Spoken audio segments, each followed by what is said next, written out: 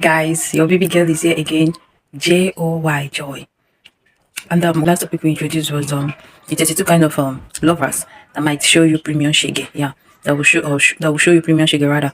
So today we are looking at the chapter 1. Okay, now the chapter 1 here we're looking at here says you must not marry out of pity. Yeah, you must not marry a lady because you felt you have pity on her, or rather marrying a man, a guy, because you felt he needs a companion in one way or the other. No, that's not the way to handle it. Okay, you say never marry out of pity. Okay, if you do, people will end up sympathizing with you.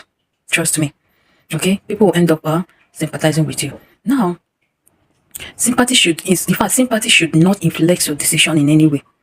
Sympathy should not influence your decision in terms of marriage.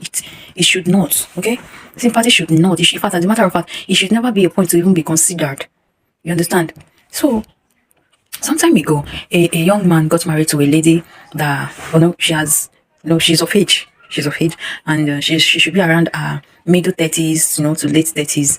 And the young man felt, or like he felt it's an avenue. You understand? To to mingle, and he was ready to marry her, to comfort her since all her peers were married. And this is actually a typical example of sympathy induced marriage. You understand?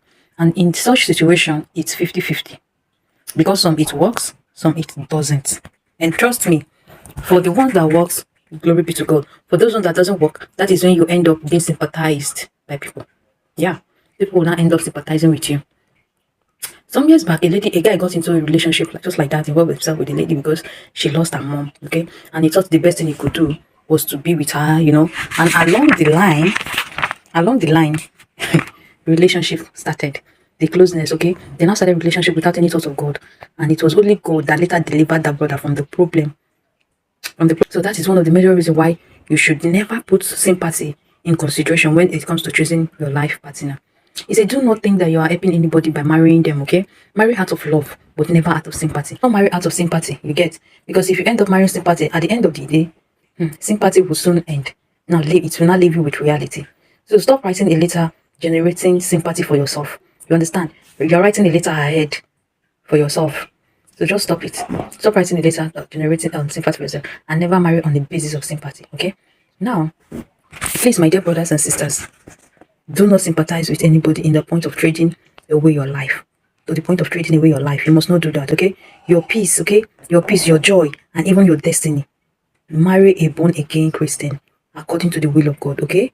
And be in love, okay? Before you think of marrying, make sure you love the person and never marry for sympathy. Please, just write down on the comment section, I must be in love and will never marry out of sympathy. You understand?